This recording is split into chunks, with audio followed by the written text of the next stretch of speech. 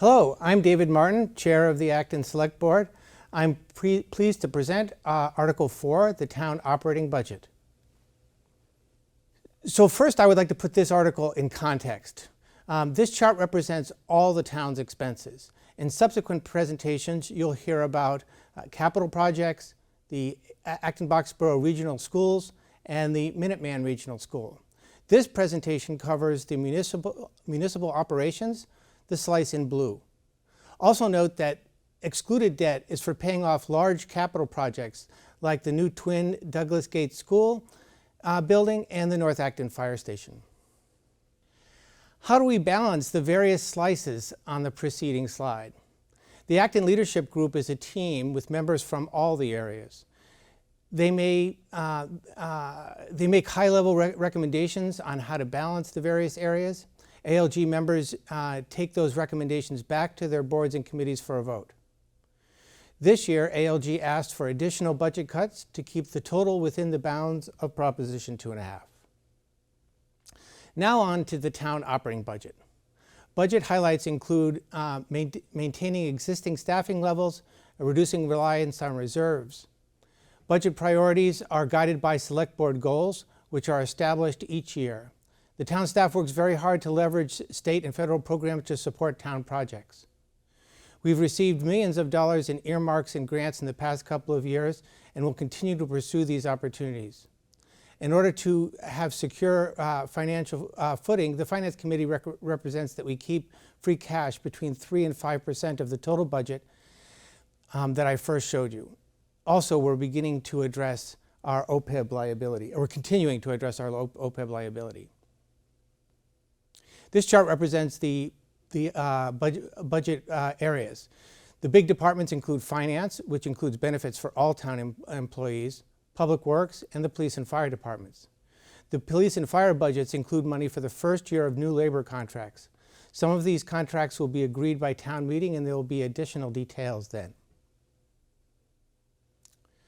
Budget investments are targeted at town goals.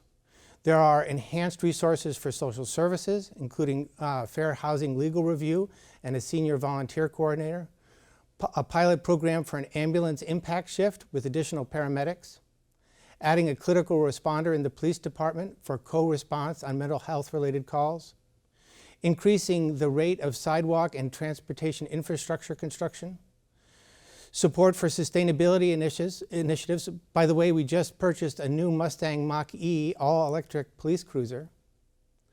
A pilot program for contract mowing to shift resources, to be able to shift resources to tree work.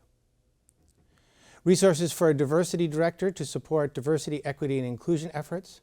The study we funded last summer is approaching completion. And moving forward with breaching the River Street Dam and creating a historic park. The amount we're voting on for this article is $37,722,544 for municipal operations. As an aside, in Articles 31 and 32 under consent, there is $550,000 in subsidies for the Transportation Enterprise Fund and the Ambulance Enterprise Fund. The latter is to support those two firefighter paramedics and new ambulance that I mentioned earlier, a new ambulance impact shift that I mentioned earlier. The capital amount here is the first year debt service for the items covered in Article 6. This amount is actually appropriated in Article 6. So that's the full operating budget. I hope to see you at town meeting. And in the meantime, if you need more information on the town budget, you can go to actonma.gov/budget. And at the very bottom of that page, you'll see a link to this new popular annual financial report that contains detail that's very easy to consume.